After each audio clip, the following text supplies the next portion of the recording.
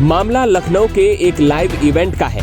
यहाँ मंच पर भोजपुरी सिंगर और एक्टर पवन सिंह और हरियाणवी मॉडल अंजलि राघव साथ में मौजूद थे।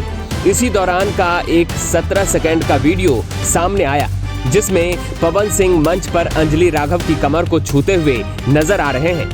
इस वीडियो के वायरल होते ही सोशल मीडिया पर पवन सिंह को जमकर ट्रोल किया गया। वीडियो में साफ देखा गया कि अंजलि राघव इस घटना से असहज महसूस कर रही थी।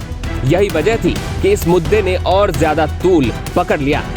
विवाद बढ़ने के बाद पवन सिंह ने इंस्टाग्राम पर स्टोरी शेयर कर अंजलि राघव से माफी मांगी है। उन्होंने लिखा, अंजलि जी, व्यस्त शेड्यूल के कारण मैं आपका लाइव नहीं देख पाया। मुझे जब इस बात की जानकारी हुई तो मुझे बुरा लगा। मेरा आपके प्रति कोई भी गलत इंटेंशन नहीं था। हम कलाकार हैं, इसके बावजूद अगर आपको मेरे किसी भी व्यवहार से तकलीफ हुई हो तो मैं क्षमा प्रार्थी हूँ। पवन सिंह की माफी पर अंजलि राघव ने भी प्रतिक्रिया दी है। उन्होंने पवन सिंह का माफीनामा शेयर करते हुए लिखा, पवन सिंह जी ने अपनी गलती मान ली है और माफी मांग ली है। वो मुझसे बड़े हैं और सीनियर आर्टिस्ट हैं। मैंने उन्हें माफ कर दिया है और अब मैं इस मुद्दे को और आगे नहीं बढ़ाना चाहती। जय श्री राम।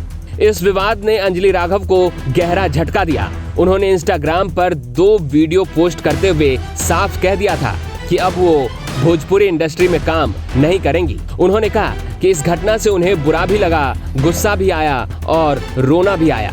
इससे पहले पवन सिंह ने सोशल मीडिया प्लेटफॉर्म एक्स पर भी एक पोस्ट किया था जिसमें उन्होंने एक कहावत लिखी थी, जिस तन लागे सो तन जाने, कोई न जाने पीर पराई। अब इस विवाद पर दोनों की तरफ से बयान सामने आ चुके हैं। पवन सिंह ने माफी मांग ली है और अंजलि राघव ने उन्हें माफ भी कर दिया है। लेकिन सवाल ये है कि क्या इस घटना के बाद अंजलि का भोजपुरी इंडस्ट्री छोड़ने का फैसला कायम रहेगा या नहीं? आपको क्या लगता है? क्या अंजलि राघव का ये कदम सही है?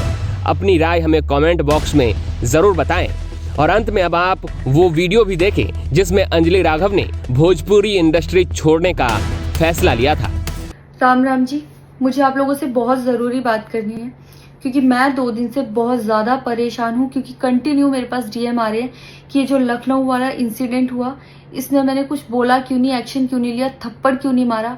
और कुछ लोग मुझे ही गलत समझ रहे हैं। कुछ मीम्स पे लिख रहे हैं कि ये तो हंस रही थी, मज़े ले रही थी।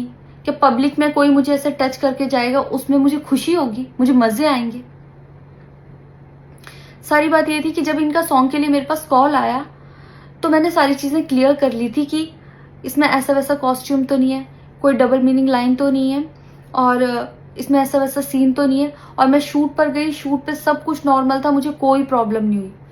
जब इन्होंने मुझे लखनऊ के इवेंट के लिए बोला तो मैंने हाँ बोल दिया क्योंकि मुझे शूट पर भी कोई प्रॉब्लम नहीं हुई थी। और जब मैं लखनऊ में गई, मैं स्टेज पर थी, मैं पब्लिक से बात कर रही थी। पवन सिंह जी ने मुझे बोला कि इधर कुछ लगा हुआ है। उससे थोड़ी देर पहले ही मेरी ड्रेस वो न्यू थी, साड़ी में नीचे टैग लगा रह गया था। तो मेरे दिमाग में आया कि शायद ब्लाउज का भी टैग लटक रहा होगा।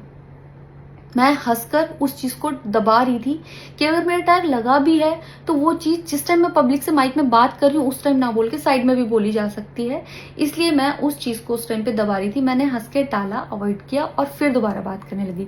वो बोले नहीं कुछ लगा है, नहीं कुछ लगा है। तो मैंने कहा नहीं लगा। वो बोले लगा हुआ है। तो मुझे लगा कि शायद लगा ये तो मेरे को लग रहा था कि कुछ लगा है इसलिए ये बोल रहे हैं। और पर फिर भी मैंने हंस के वहां पे टाला, पब्लिक से अपनी बात कंप्लीट की। कंप्लीट करने के बाद जब मैं अपने टीम मेंबर से मैंने पूछा साइड में जाके कि कुछ लगा है, क्या लगा है, उन्होंने बोला कुछ भी नहीं लगा था। जब मैंने देखा मेरे सच में कुछ नहीं लगा था, तब मुझे बहुत ज्यादा बुरा लगा, गुस्सा आया और रोना भी आया। लेकिन मुझे ये नहीं समझ आया कि मैं अब क्या करूं यहाँ पर, क्योंकि जहां मैं गई थी लखनऊ में, पवन सिंह जी खुद भी वहीं के रहने वाले हैं, उसी जगह पर इवेंट था। जितना वो क्राउड था वो सारा उनका फैन बेस था।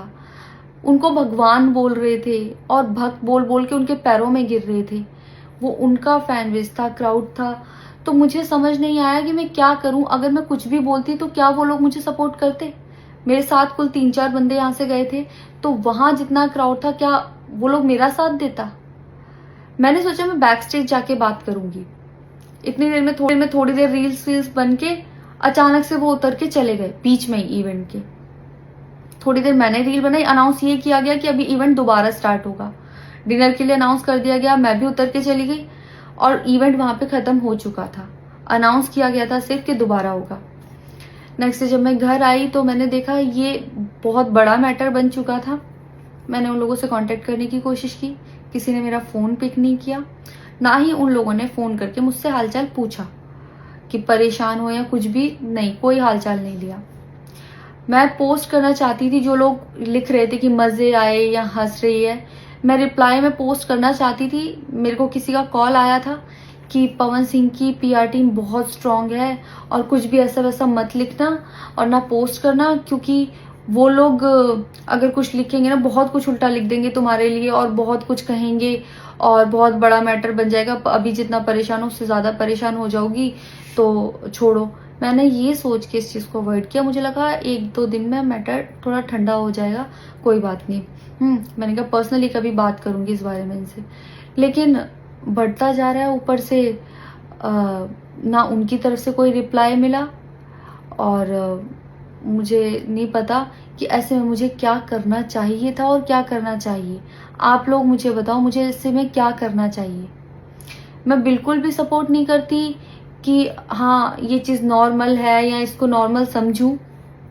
किसी भी लड़की को उसके बिना परमिशन के टच करना ही पहली बात बहुत गलत है, और फिर इस तरीके से टच करना तो हद से ज़्यादा गलत है।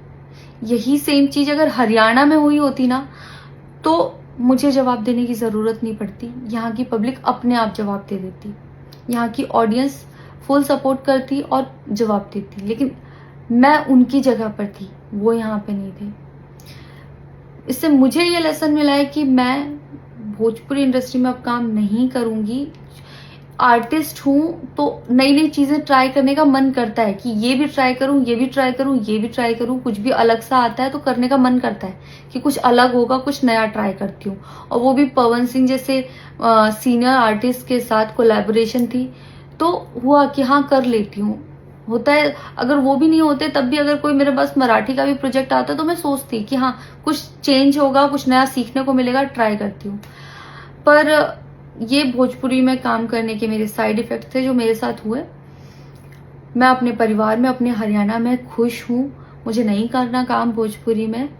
पर आप लोग मुझे ज़रूर बताना कि इस सिचुएशन में अगर आप होते और आप वहाँ पर होते तो आप उस टाइम पर क्या करते और मेरी गलती कहाँ है।